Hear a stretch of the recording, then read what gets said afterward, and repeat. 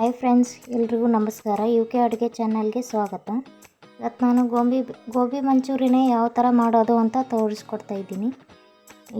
ಸಣ್ಣವರಿಂದ ದೊಡ್ಡವ್ರವರೆಗೂ ಯಾರಿಗಾದರೂ ಇಷ್ಟ ಗೋಬಿ ಮಂಚೂರಿ ಅಂದರೆ. ನಾನು ಇವಾಗ ಹೆಂಗೆ ಮಾಡೋದು ಅಂತ ತೋರಿಸ್ತೀನಿ. 10 kg ಗೋಬಿನ ಕಟ್ ಮಾಡಿ ಇಟ್ಕೊಂಡಿದ್ದೀನಿ. ಅದನ್ನು ಬಿಸಿನೀರಲ್ಲಿ ಬೇಯಿಸ್ಬಿಟ್ಟು ಒಂದು ಕುದಿಸಿ ಮೈದಾ ಹಿಟ್ಟು ಹಾಕ್ತಾಯಿದ್ದೀನಿ. ಮೈದಾ ಹಿಟ್ಟಲ್ಲಿ ಸ್ವಲ್ಪ ಮೈದಾ ಹಿಟ್ಟು ಹಾಕ್ಕೊಂಡು ಕೋಟಿಂಗ್ ಕೊಡಿ. ಮೈದಾ ಹಿಟ್ಟು ಹಾಕ್ಕೊಂಡು ಕಲಿಸ್ಕೊಳ್ಳಿ. ಅದನ್ನು 1-2 ಸ್ಪೂನು ಕಾರ್ನ್ಫ್ಲೋರ್ ಹಾಕಿ, ಅಂದರೆ ಹಿಟ್ಟು ಚೆನ್ನಾಗಿ ಎಣ್ಣೆಯಲ್ಲಿ ಬಿಡಿ ಬಿಡಿಯಾಗಿ ಬರುತ್ತೆ. ಫ್ರೈ ಮಾಡಿದ ಮೇಲೆ ಕಾರ್ನ್ಫ್ಲೋರ್ ಹಾಕ್ಕೊಳ್ಳಿ. 1-2 ಸ್ಪೂನು ಹಾಕ್ಕೊಂಡು ಮಿಕ್ಸ್ ಮಾಡ್ಕೊಳ್ಳಿ. ಇವಾಗ ರೆಡ್ ಚಿಲ್ಲಿ ಪೌಡರು, ರುಚಿಗೆ ತಕ್ಕಷ್ಟು ಉಪ್ಪು ಹಾಕ್ತಾಯಿದ್ದೀನಿ ನಾನು. ಶುಂಠಿ ಬೆಳ್ಳುಳ್ಳಿ ಪೇಸ್ಟ್ ಹಾಕ್ಕೊಂಡ್ರೆ ರುಚಿ ಚೆನ್ನಾಗಿರುತ್ತೆ, ಟೇಸ್ಟು. ಬೆಳ್ಳುಳ್ಳಿ ಪೇಸ್ಟ್ ಹಾಕ್ಕೊಳ್ಳಿ.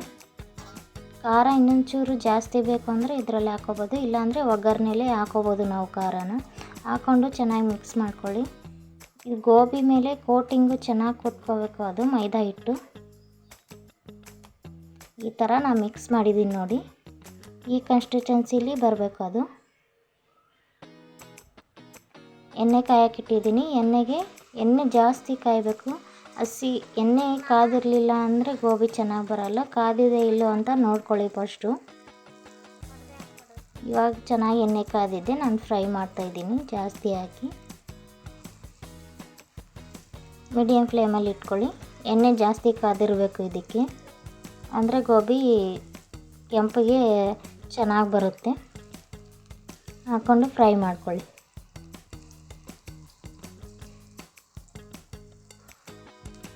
ಜಾಸ್ತಿ ಹಾಕ್ಕೊಳ್ಳೋಕೆ ಹೋಗ್ಬೇಡಿ, ಕ್ರಿಸ್ಪಿಯಾಗಿ ಬರಲ್ಲ. ಇದು ಬೇಯಬೇಕಲ್ವ ಎಣ್ಣೆಯಲ್ಲಿ, ಅದಕ್ಕೆ ಸ್ವಲ್ಪ ಹಾಕ್ಕೊಂಡು ಫ್ರೈ ಮಾಡ್ಕೊಳ್ಳಿ. ಗ್ಯಾಸ್ನ ಮೀಡಿಯಮ್ ಫ್ಲೇಮಲ್ಲಿ ಇಟ್ಕೊಳ್ಳಿ. ಕೆಂಪಗಾಗೋವರೆಗೂ ಬೇಯಿಸ್ಕೊಳ್ಳಿ. ಒಳಗಡೆ ಎಲ್ಲ ಚೆನ್ನಾಗಿ ಕ್ರಿಸ್ಪಿಯಾಗಿ ಬೆಂದಿರಬೇಕು. ಸ್ವಲ್ಪ ಇವು ಹಾಕಿದ ಮೇಲೆ ಒಂಚೂರು ಅದನ್ನು ಈ ಸ್ಪೂನಿಂದ ಇದು ಮಾಡ್ಕೊಳ್ಳಿ, ಇಲ್ಲಾಂದರೆ ಒಂದಕ್ಕೊಂದು ಅಂಟುಕೊಳ್ಳುತ್ತೆ ಮೈದಾ ಹಿಟ್ಟು ಹಾಕಿದ. ಇವಾಗ ನೋಡಿ ಹೆಂಗೆ ಸೌಂಡ್ ಬರ್ತಾಯಿದೆ. ಈ ಥರ ನೀವು ಫ್ರೈ ಮಾಡ್ಕೋಬೇಕು ಕ್ರಂಚಿಯಾಗಿ. ಉಳಿದಿರೋ ಹಿಟ್ಟನ್ನು ನಾನು ಮತ್ತೆ ಫ್ರೈ ಮಾಡ್ತಾಯಿದ್ದೀನಿ ನೋಡಿ. ಈ ಥರ ನೀವು ಫ್ರೈ ಮಾಡ್ಕೊಳ್ಳಿ. ಚೆನ್ನಾಗಿ ಬೆಂದರೆ ಕ್ರಿಸ್ಪಿಯಾಗಿ ಬಾಯಲ್ಲಿ ಚೆನ್ನಾಗಿರುತ್ತೆ, ಆಮೇಲೆ ಟೇಸ್ಟು ಚೆನ್ನಾಗಿರುತ್ತೆ. ಇದು ಕೆಂಪಿಗೆ ಫ್ರೈ ಮಾಡ್ಕೊಳ್ಳಿ. ಹಸಿ ಬಿಸಿ ವೈಟ್ ಥರ ಬಂದರೆ ಇದು ಚೆನ್ನಾಗಿರಲ್ಲ. ಇದನ್ನು ಕೆಂಪಗಾಗೋವರೆಗೂ ಬೇಯಿಸ್ಕೊಳ್ಳಿ.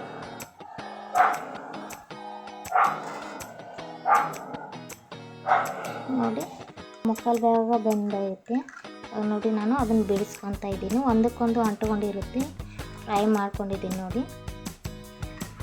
ಫ್ರೈ ಮಾಡಿಕೊಂಡು ಒಂದು ಪ್ಲೇಟಿಗೆ ಹಾಕ್ಕೊಳ್ಳಿ. ಕೆಂಪಿಗೆ ಯಾವ ಥರ ಕಾಣಿಸ್ತೈತೆ ನೋಡಿ, ಈ ಥರ ಕೆಂಪಿಗೆ ಬರಬೇಕದು ಫ್ರೈ ಆಗಿ. ಸೌಂಡ್ ಆಗಬೇಕು, ಆ ಥರ ಫ್ರೈ ಮಾಡ್ಕೊಳ್ಳಿ, ಅಂದರೆ ಗೋಬಿ ಚೆನ್ನಾಗಿ ಬರುತ್ತೆ. ಇವಾಗ ಒಂದು ಪಾತ್ರೆ ತೊಗೊಂಡು ಎಣ್ಣೆ ಹಾಕ್ಕೊಂಡಿದ್ದೀನಿ ನಾನು ಒಗ್ಗರಣೆಗೆ. ಶುಂಠಿ ಆಮೇಲೆ ಬೆಳ್ಳುಳ್ಳಿನ ಸಣ್ಣದಾಗಿ ಕಟ್ ಮಾಡಿಟ್ಕೊಳ್ಳಿ. ಇವಾಗ ಈರುಳ್ಳಿ ಹಾಕ್ತಾಯಿದ್ದೀನಿ ನಾನು. ಈರುಳ್ಳಿ ಹಾಕ್ಕೊಂಡು ಫ್ರೈ ಮಾಡ್ಕೊಳ್ಳಿ. ಗ್ಯಾಸ್ನ ಹೈ ಫ್ಲೇಮಲ್ಲಿ ಇಟ್ಕೊಂಡು ಫ್ರೈ ಮಾಡ್ಕೊಳ್ಳಿ. ಗ್ಯಾಸು ಹೈ ಫ್ಲೇಮಲ್ಲಿ ಇಟ್ಕೊಳ್ಳಿ ಇದನ್ನ ಫ್ರೈ ಮಾಡಬೇಕಾದ್ರೆ. ಶುಂಠಿ ಬೆಳ್ಳುಳ್ಳಿ ಹೆಚ್ಚು ಹಾಕ್ಕೊಂಡಿದ್ದೀನಿ ನಾನು ಆವಾಗಲೇ ನೋಡಿ. ಮೀಡಿಯಮ್ಮು ಬೇಡ, ಹೈ ಫ್ಲೇಮಲ್ಲಿ. ಇವಾಗ ಗರಂ ಮಸಾಲೆ ಹಾಕ್ಕೊಳ್ಳಿ. ಯಾವುದಾದ್ರೂ ಇದ್ದರೆ ನಡೆಯುತ್ತೆ. ಅದೇ ಬೇಕು ಇದೇ ಬೇಕು ಅಂದರೆ ಆಗಲ್ಲ. ಏನಿರುತ್ತೆ ಮನೆಯಲ್ಲಿ ಅದನ್ನು ಹಾಕಿ ಮಾಡಿದರೆ ಇನ್ನೂ ಚೆನ್ನಾಗಿರುತ್ತೆ ಇದು. ನಾನು 1 ಸ್ಪೂನು ಕಾರ್ನ್ಫ್ಲೋರ್ನ ಒಂದು ಇದರಲ್ಲಿ ನೀರು ಹಾಕಿದ್ದೆ. ಅದನ್ನು ಒಗ್ಗರಣೆಗೆ ಹಾಕ್ತಾಯಿದ್ದೀನಿ. ಗರಂ ಮಸಾಲೆ, ಕಾರ್ನ್ಫ್ಲೋರು ನೀರಲ್ಲಿ ಮಿಕ್ಸ್ ಮಾಡಿ ಇಟ್ಕೊಂಡಿದ್ದೆ ನಾನು.